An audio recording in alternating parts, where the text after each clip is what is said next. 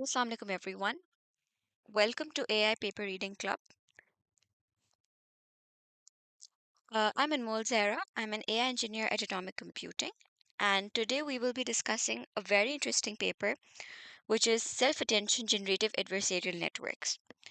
So, it is a landmark paper that was published at ICML in 2019, and it is an extremely important paper because it introduced the idea of, incorporating self-attention in GANs.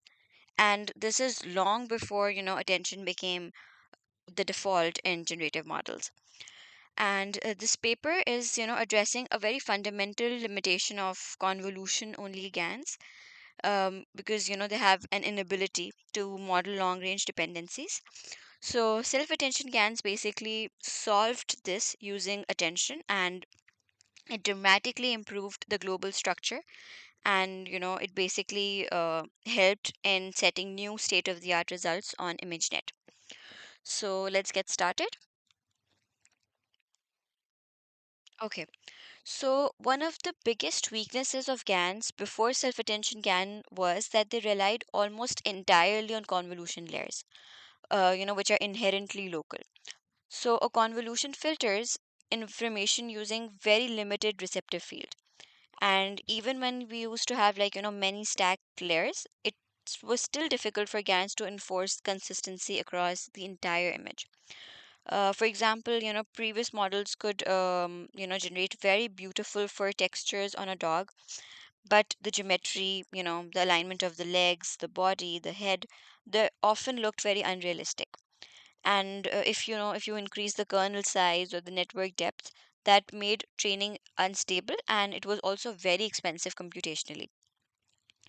So the key challenge that the authors identified was that, how do we let the model understand relationships between distant pixels, and like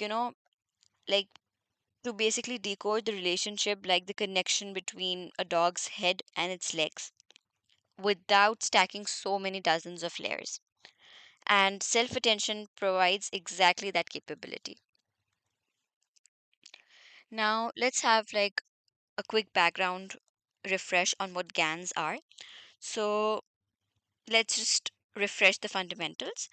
So the generator produces images from noise, and there is a discriminator which tries to distinguish real from fake.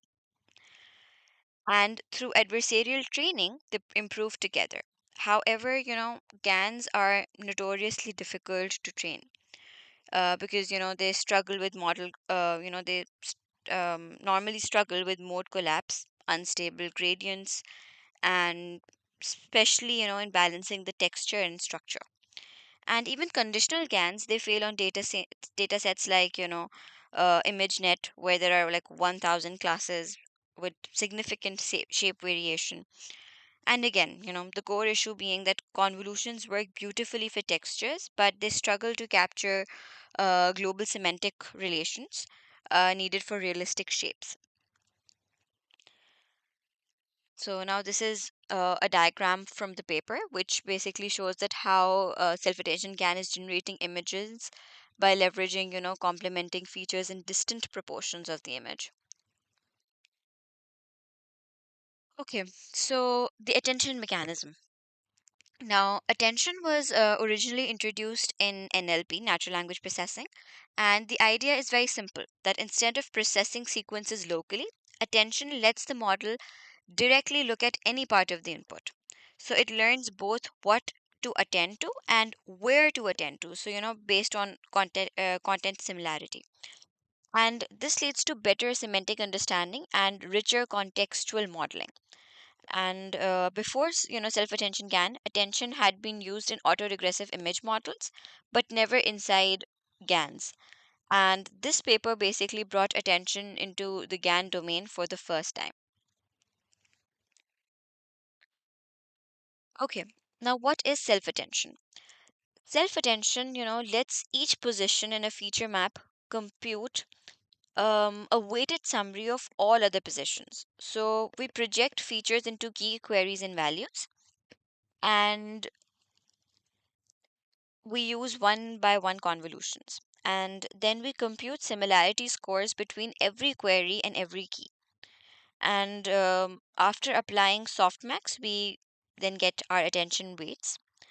And finally, we combine the values using those weights and add a residual connection, which is scaled. And then, there's a very clever trick in self attention GANs, that is initializing the scaling factor to zero. This means that early in training, the model behaves like a regular CNN, and gradually it learns to rely on attention only when it's beneficial. And this is exactly what significantly stabilizes training. Now, why do self attention, help GANs? So, GANs are not just generating images, they must create images that are both locally detailed and globally coherent, right? So, self attention allows the generator to maintain consistency across distant regions. Like, for example, the model can relate the front legs of a dog to the position of its head, or, relate patterns to the body of a bird. Now, convolutions handle fine texture as well, like, fur, feathers, grass. And attention handles the structure, which is the shape, the alignment, pose, and together, convolution and attention, they form a powerful combination, right? And the discriminator also improves because it now looks at a global coherent pattern, and it gives generator stronger learning signals. Okay, so self-attention GAN is basically combining three key innovations. Now, first of all, you have the self-attention blocks, which are both in generator and in the discriminator.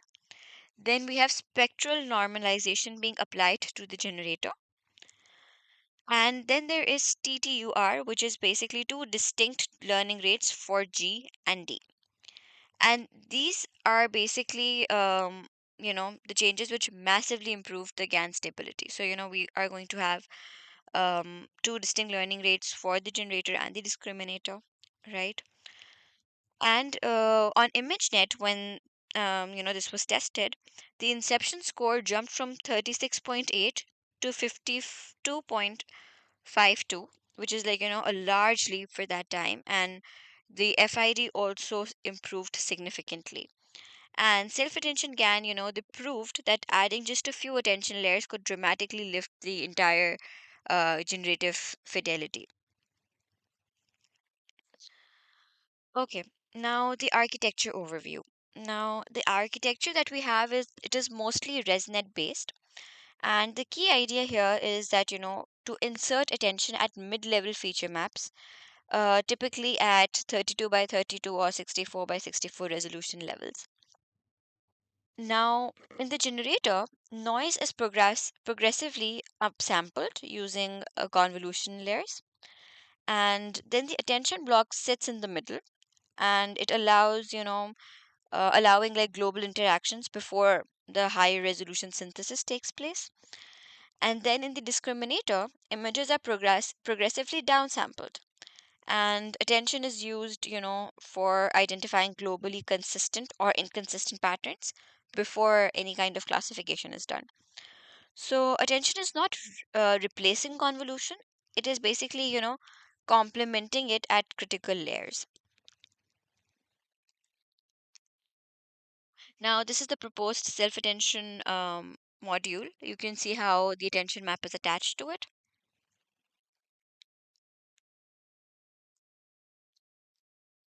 Okay, the self attention module.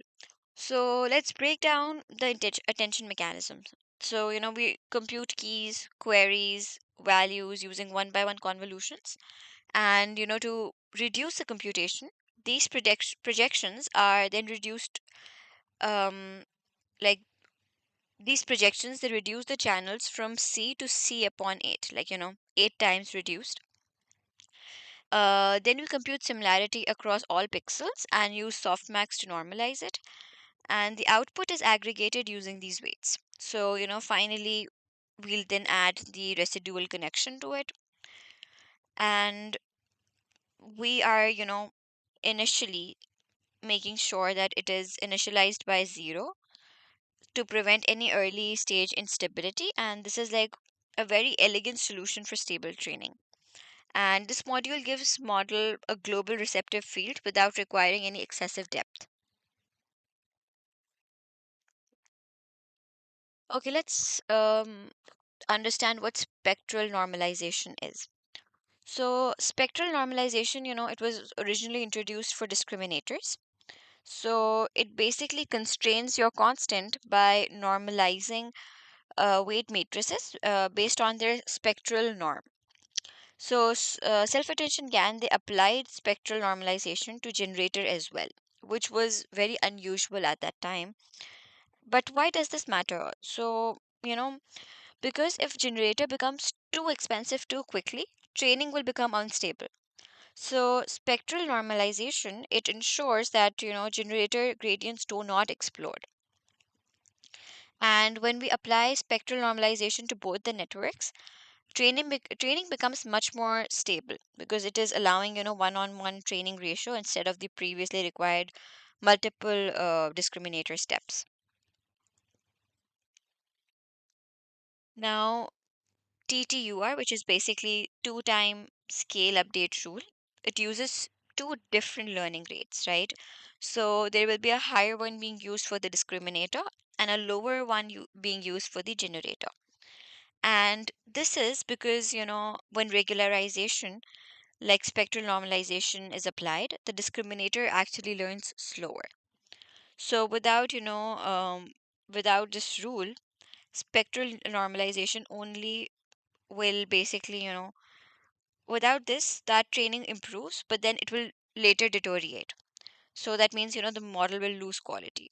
But using this rule, this update rule, it will basically, result in improving, um, you know, it will improve the results steadily all the way up to 1 million iterations. And this was basically the main key contribution that stabilized training.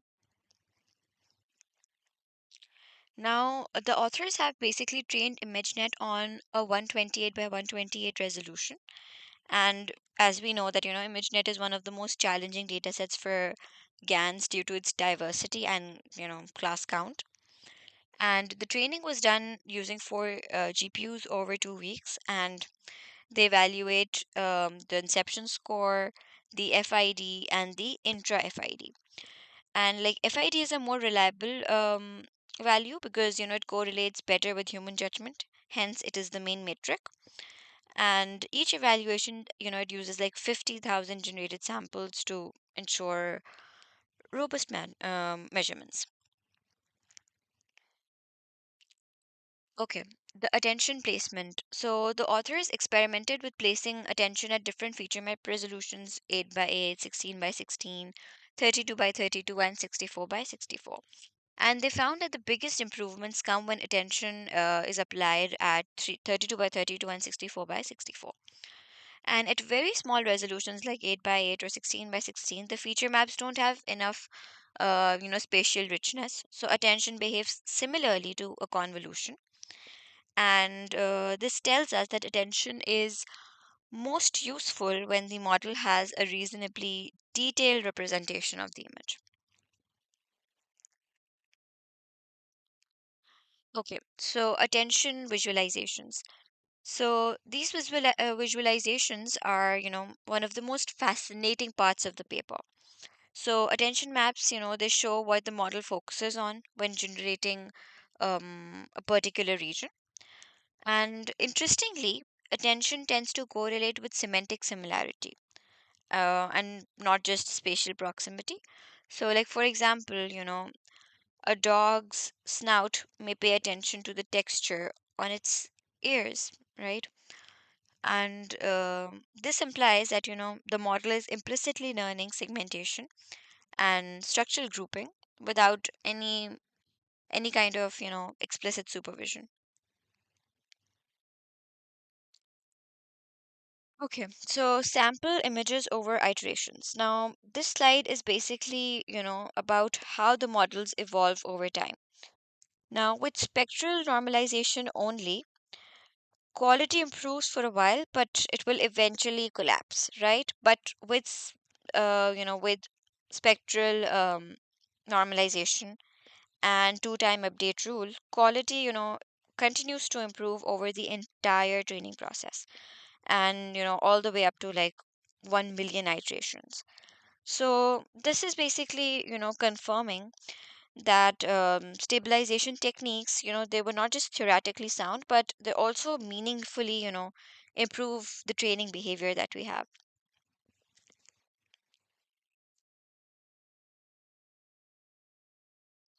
Okay, now comparison to the state of the art that we have.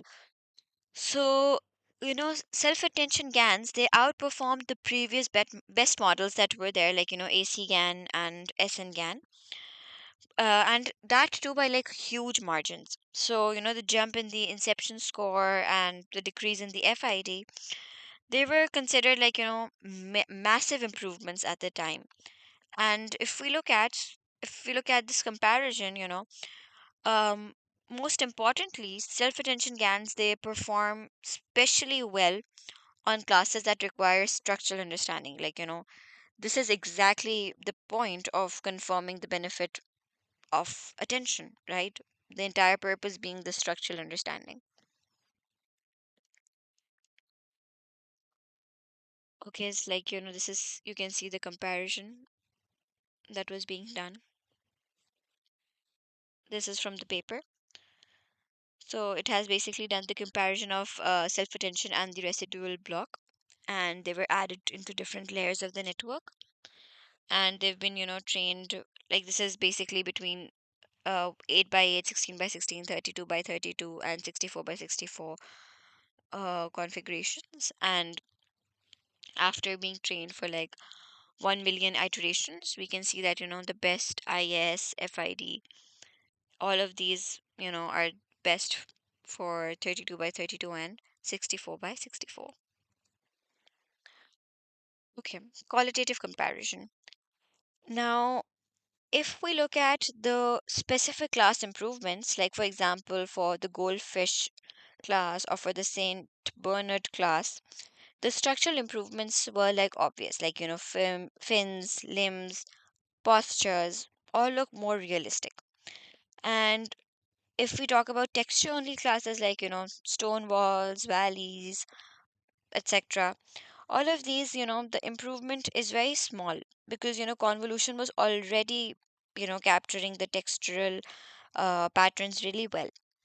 And this is basically reinforcing the whole idea that attention enhances geometric reasoning more than any kind of texture generation.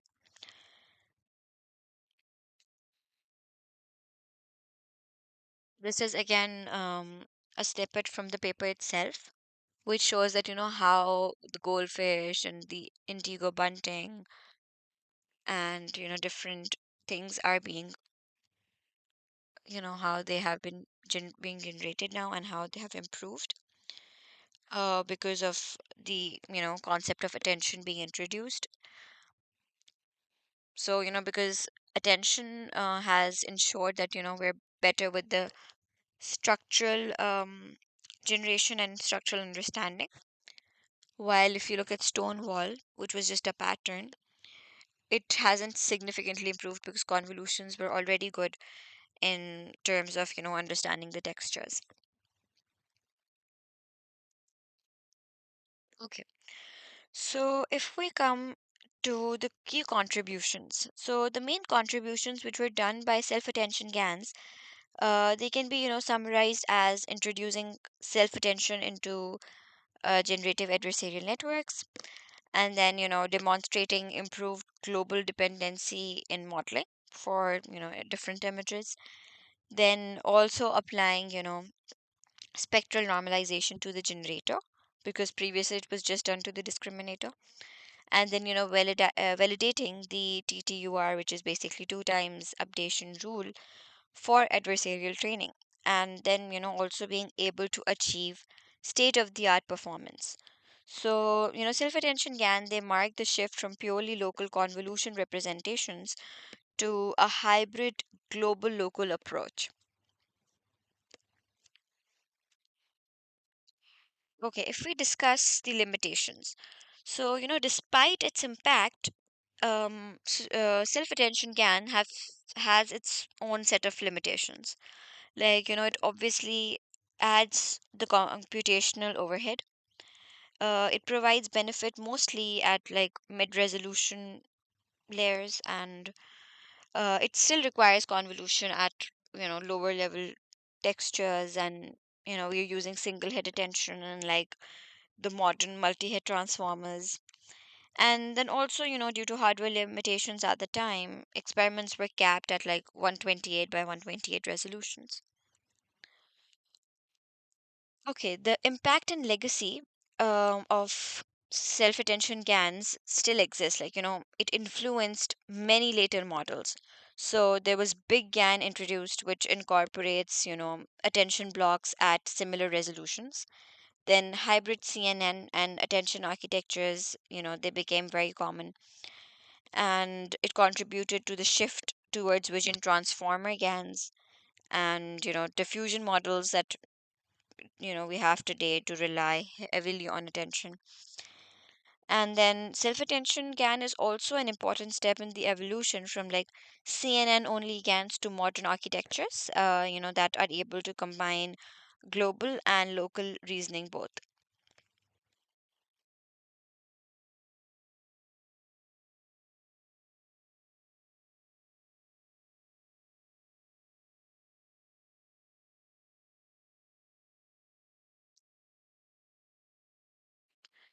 Okay, so before we wrap up today's session, I want to like take a moment to bring everything together and reflect on why self attention GAN is like such a foundational paper, not just historically, but conceptually for how we think about generative models today.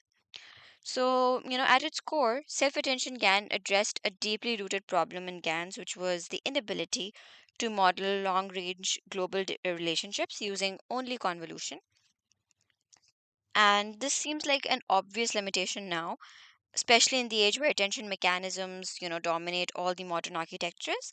But in 2019, this was a radical idea.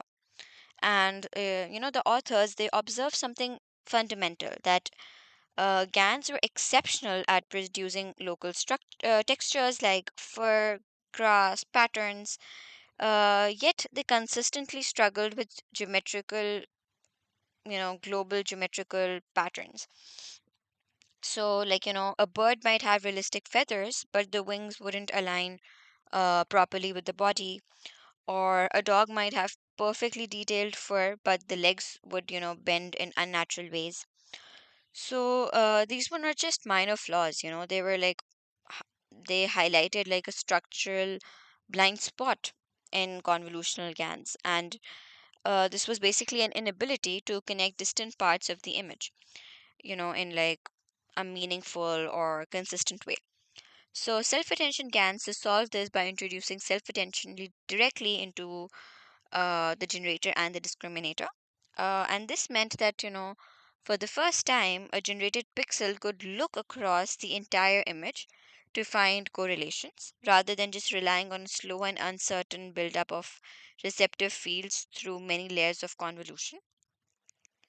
And this was a conceptual breakthrough, so the model could now understand and enforce global structure with minimal computational overload. And, the elegance of the design is another reason, why this paper remains iconic. So, instead of discarding convolution, the authors integrated attention in like, a hybrid manner, selectively at mid-level feature maps where, semantic richness is high, but the resolution still remains manageable.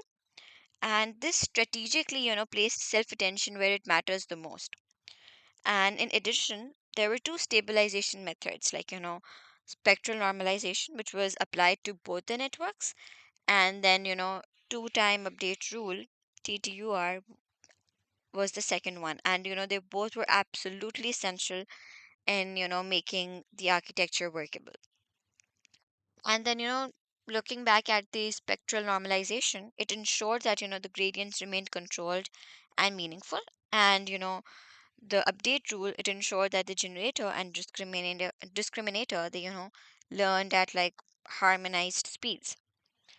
And what is remarkable here is that each of these components, like attention, then spectral normalization, two-time update rule, these all individually helped, but together, they produced a model that was dramatically more stable, more coherent, and even more powerful. And the results that we got, they speak for themselves because self-attention, self-attention GAN that set a new state-of-the-art record on ImageNet, and it showed like massive improvements in both inception score as well as the FID. And beyond metrics, the qualitative improvements, they reveal something even more valuable, that GANs were no longer just generating pretty patches of texture, but they were also generating coherent, well structured objects, like animals with consistent anatomy, scenes with like logical layout, and objects that object shapes that actually make sense. And self-attention GANs, they also provided strong empirical evidence that attention is just not useful for language. It is universally beneficial, when we're modeling global relationships. And whether those relationships exist in sequences, images, or multimodal data, attention is just useful everywhere.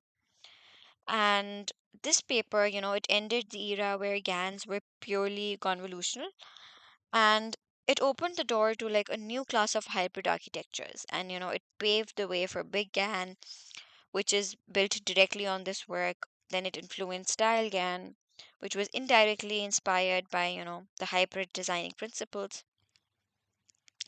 And it also prepared the field for eventual rise of transformer based vision models, and of course the diffusion models as well, because both of these rely deeply on attention as a core computational primitive. So if we zoom out, self-attention GAN was not just an incremental improvement, it was a complete conceptual shift. It changed how we think about generative modeling, how we design architectures, and how we evaluate structural realism in images.